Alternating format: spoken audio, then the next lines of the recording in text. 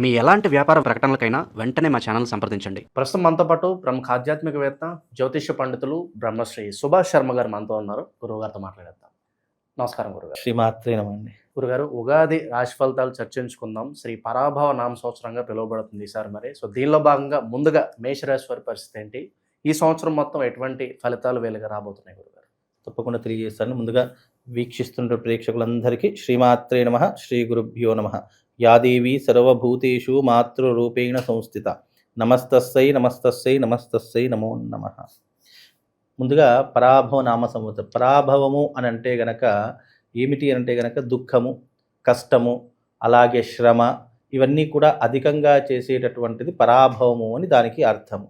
అయితే ఈ పరాభవ నామ సంవత్సరం అనేటటువంటిది ప్రతి ఒక్కరికి, అంటే మనిషి యొక్క జీవితాన్ని మార్చేటటువంటి అద్భుతమైనటువంటి సంవత్సరంగాను, ప్రతి ఒక్కరూ ఒక గుణపాఠాన్ని నేర్చుకునేటటువంటి సంవత్సరంగాను ఈ సంవత్సరం అంతా ఉండబోతుంది. అంటే పరాభవం, ఒక మనిషికి కష్టము, నష్టము, బాధ విలువ తెలిస్తేనే ఫర్దర్గా సుఖము, అదృష్టం యొక్క విలువ అర్థమవుతుంది అని శాస్త్రం. అందుకే ఈ పరాభవ నామ సంవత్సరం మనిషి లెసన్స్ నేర్చుకుంటాడు, గుణపాఠాలు నేర్చుకుంటాడు. మంచివాడు, చెడ్డవాడు ఎవరు, ఏమిటి అనేటటువంటిది, మన జీవితంలో ముఖ్యమైనటువంటి వాడు ఎవరు, మనతో చేయూతనిచ్చేవాడు ఎవరు, మనల్ని కష్టపెట్టేవాడు, ఇవన్నీ కూడా తెలుసుకునేటటువంటి సంవత్సరము పరాభవ నామ సంవత్సరం. ఈ పరాభవ నామ సంవత్సరంలో కష్టము, బాధ, దుఃఖములు ప్రతి ఒక్కరికి ఎదురవుతాయి. ఎదురు కానటువంటి వ్యక్తి సృష్టిలో ఎవరూ కూడా లేరు. పుట్టిన ప్రతి జీవి కూడా కష్టము, సుఖము, బాధ అనేటటువంటి ఈ సంవత్సరం ఎదురయ్యి తరువాతి కాలంలో వాడు గుణపాఠాన్ని నేర్చుకొని తరువాతి కాలం మంచిగా జరిగేటటువంటి అవకాశాలు ఏర్పడతాయి. ఇది పరాభవ నామ సంవత్సరం యొక్క ప్రధానమైనటువంటి అర్థం. మొట్టమొదటిగా చూసుకుంటే మేషరాశి.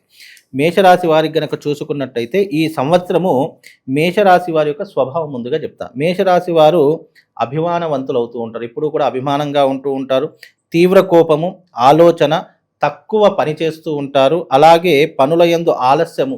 వీళ్ళు చేసే పని తక్కువ ఉంటుంది, కానీ ఎదుటివారి ఆలస్యం చేస్తే మాత్రం సహించలేరు.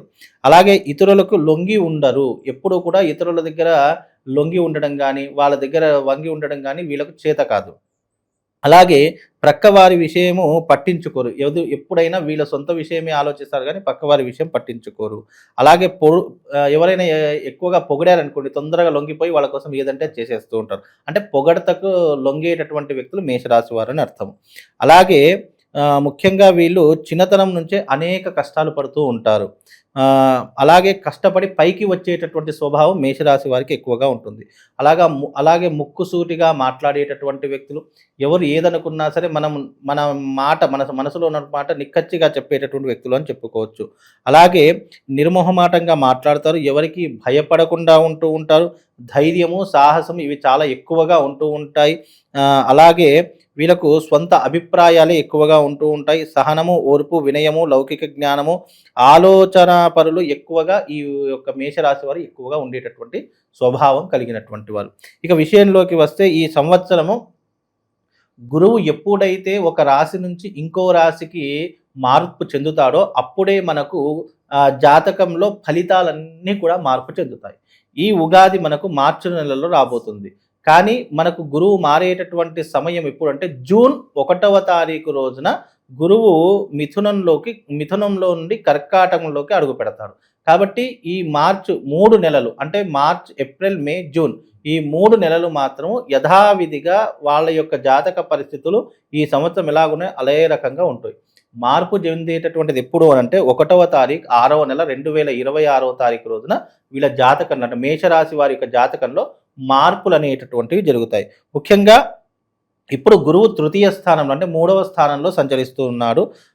దీని కారణం చేత వివాహాది శుభకార్యాలు చేస్తూ ఉంటారు. నూతన గృహాలు కొనుక్కుంటుంటారు. ఈ ఫలితాలు 3 నెలలకు మాత్రం వర్తిస్తూ ఉంటాయి. ఈ 3 నెలల లోపల మీరు అనుకున్న పనులన్నీ సాధించుకోవాలి. ఇల్లు కట్టుకోవడం కావచ్చు, గృహప్రవేశం లాంటివి కావచ్చు, బంగారం కొనుగోలు చేసుకోవడం కావచ్చు, అప్పులు తీర్చుకోవడం కావచ్చు, ఇలాంటివన్నీ కూడా ఈ 3 నెలల్లో కంప్లీట్ చేసేసుకోవాలి. ఇలా ఆదాయ వ్యయాలు అవి ఎలా ఉన్నాయి గురుగారు? ముఖ్యంగా ఈ యొక్క మేషరాశి వారి యొక్క ఆదాయం 11, వ్యయము అంటే ఖర్చు వచ్చేసేసి 5%గా ఉంది. అంటే ఆదాయం ఎక్కువగా ఉంది, ఖర్చు తక్కువగా ఉంది. కాబట్టి ఈ రాబోయేటటువంటి సంవత్సరం కూడా ఆదాయం ఎక్కువగానే ఉంటూ ఉంటుంది. అయితే ముఖ్యంగా వీళ్ళు అన్ని విషయాల్లో ఓర్పు, సహనంతోనే ఉంటుంటారు ప్రస్తుత కాలంలో. తరువాతి కాలంలో అన్నీ కూడా అనుకున్న పనులు సాధించడానికి ప్రణాళికలు చేసుకుంటూ ఉంటారు. ముఖ్యంగా వీళ్ళు అభివృద్ధి వైపు అడుగు పెడుతూ ఉంటారు. ముఖ్యంగా బ్యాంకు రుణాలు వచ్చుట వల్ల పిల్లల విషయంలో శ్రద్ధ వహించుట, అలాగే సహోదరుని వర్గానికి వాళ్ళు ఎంతో కొంత మేలు చేయుట, అంటే కుటుంబంలో ఉన్నటువంటి సాన్నిహితులకు మేలు చేసేటటువంటి అవకాశము ఈ యొక్క మేషరాశి వారికి ఎక్కువగా ఉంటూ ఉంటుంది. మరి ముఖ్యంగా ఏమిటి అంటే గనక ఇంజనీరింగ్ కానీ, మెడిసిన్ కానీ వారికి ఆశించినటువంటి ర్యాంకులు రాకపోవచ్చు. కాబట్టి దానికి పెద్ద నిరాశ నిస్పృహలు చెందాల్సిన పని ఏమీ లేదు. అలాగే వీళ్ళకు ముఖ్యంగా ఉద్యోగంలందు లాభములు మాత్రం చేకూరుతూ ఉంటాయి. అలాగే వీళ్ళకు ప్రభుత్వ పనుల యందు సంప్రదింపులు చేయుట, అనుకున్న పనులు సకాలంలో పూర్తి చేస్తూ ఉంటారు. అలాగే ముఖ్యంగా వీళ్ళకు సంఘం నందు గౌరవము, మర్యాదలు విపరీతంగా పెరిగేటటువంటి అవకాశాలు కలుగుతూ ఉంటాయి. సంతాన ప్రాప్తి కలుగుతుంది. ఆస్తుల విషయాల్లో కాస్త ఆలస్యం అయినప్పటికీ కూడా ఎంతో కొంత వీళ్ళకు ఒక మంచి అనుభవం అనేటటువంటిది అయితే ఏర్పడుతుంది. అంటే ఒక ఆస్తులు ఎవరి దగ్గర నుంచి రావాలన్నా, లేదా అప్పులు ఎవరి దగ్గర తీరాలన్నా, లేదు అని అంటే డబ్బులు వీళ్ళకు రావాల్సినది ఉన్నా కాస్త ఆలస్యమైనప్పటికీ కూడా తిరిగి మళ్ళీ వచ్చే అవకాశం అయితే తప్పకుండా ఉంటుంది. కాకపోతే ఈ సంవత్సరము మేషరాశి వారికి సాడేసాతి శని, ఏలినాటి శని ప్రభావం అనేటటువంటిది ఉంది. కాబట్టి ఆ ఏలినాటి శని ప్రభావం అనేటటువంటిది ఉండడం వల్ల కొన్ని కష్టాలు మొదలవుతాయి. అవి ఎలాంటి కష్టాలు అని అంటే గనక అధికమైనటువంటి కోపము, విపరీతంగా ప్రతి ఒక్క చిన్న విషయానికి కోపం వచ్చేస్తూ ఉంటుంది. అలాగే నమ్మిన వారి నుండి మోసము జరుగుట, ఎవరైతే వీళ్ళు గుడ్డిగా నమ్ముతారో వాళ్ళే వీళ్ళను మోసం చేసి పారిపోయేటటువంటి లక్షణాలు ఏర్పడుతూ ఉంటాయి. అలాగే కలహములు, గొడవలు విపరీతంగా జరుగుతూ ఉంటాయి. అలాగే విద్యాభంగము, అంటే చదువులు మధ్యలోనే ఆగిపోవడము, ఇలాంటివి ఎక్కువగా జరుగుతూ ఉంటాయి. అలాగే చేయు వృత్తుల యందు ఆటంకములు, ఏ పని చేసినా కూడా ప్రతి ఒక్క దాంట్లో ఆటంకములు మొదలవుతూ ఉంటాయి. ముఖ్యంగా సహాయం చేస్తే సహాయము అన్న విషయానికి వెళితే గనక వీళ్ళు మూర్ఖులవుతారు. కాబట్టి ఎవరి విషయంలో కలుగజేసుకుండా ఉండడం చాలా మంచిది.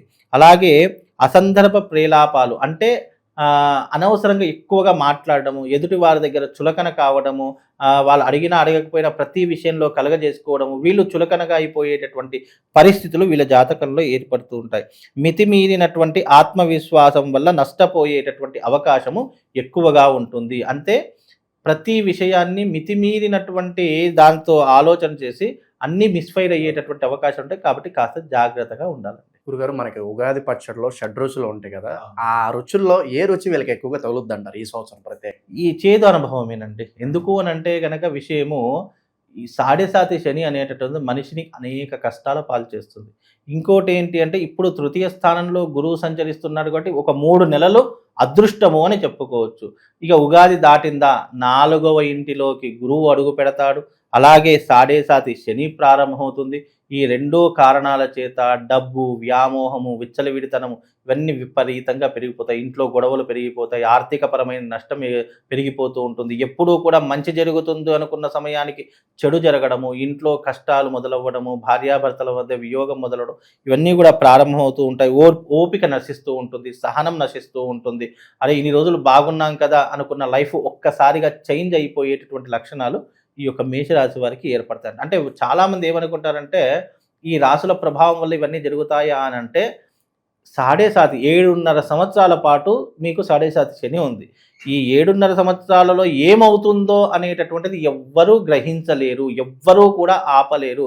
అది కాలానుగుణంగా నేచర్ అనేటటువంటి నీ కర్మను అనుసరించి అది నిన్ను పట్టుకుంటుంది. ఏ రకంగానైతే, ఉదాహరణకు ఒక చిన్న విషయము, ఒక ఆవులను, ఒక మందలను వదిలేసామనుకోండి, పిల్లలను ఆవులను వేరు చేశాము. మళ్ళీ ఆ పిల్లలను వదిలేస్తే ఆ పిల్ల ఎలాగైతే తల్లిని చేరుకుంటుందో, తన ఆవుని చేరుకుంటుందో, అలాగే కర్మ ఫలితం అనేటటువంటిది తప్పకుండా నిన్ను చేరుకునే ఉంటుంది. కర్మకు కారకుడు ఎవరు అంటే జాతకంలో శని అవుతాడు. కాబట్టి ఈ కర్మనైతే మేషరాశి వారు అనుభవించవలసిందే. పుణ్యము చేసిన వాడికి కర్మ ఫలితం తగ్గుతుంది, కానీ కర్మ అనుభవిస్తాడు. పాపకర్మ చేసిన వాటికి తప్పకుండా కర్మను అనుభవిస్తూ అది ఏ రకమైనటువంటి దారి తీస్తుందో అనేటటువంటిది చెప్పలేము. ఓకే, మరి ఈ సంవత్సరం అంతా చేసుకునే పరిహారాలు అంటే ఏం చెప్తారు గురుగారు వీళ్ళకి? ముఖ్యంగా మేషరాశి వారు ఏదైనా పరిహారం చేసుకోవాలి అని అంటే కనుక వీళ్ళకు 7.5 శని నడుస్తుంది కాబట్టి తప్పకుండా తిలహోమ తంత్రము అనేటటువంటిది చేయించుకోవాలి. తిలహోమం అంటే శనికి సంబంధించినటువంటి ఉత్కృష్టమైనటువంటి తాంత్రిక విధానంలో హోమం ఇది. ఈ హోమం చేయడం వల్ల సాడేసాతి శని తగ్గేటటువంటి అవకాశం ఉంటుంది, అపాయాలు దాటిపోయేటటువంటి అవకాశం ఉంటుంది, వీళ్ళకు ఉన్నటువంటి నెగిటివిటీని తగ్గించుకునే అవకాశం ఏర్పడుతూ ఉంటుంది. అలాగే వీళ్ళకి ఏమిటి అంటే ఈ యొక్క హోమం వల్ల కొంతవరకు మేలు జరిగి ఉపశమనం కలిగేటటువంటి అవకాశము ఈ మేషరాశి వారికి కలుగుతుంది. ఓవరాల్గా శ్రీ పరాభవ నామ సంవత్సరంలో మేషరాశి వాళ్ళందరికీ ఏ విధంగా ఉంటుందో అద్భుతంగా వివరించారు. ధన్యవాదాలు. శ్రీమాత్రే.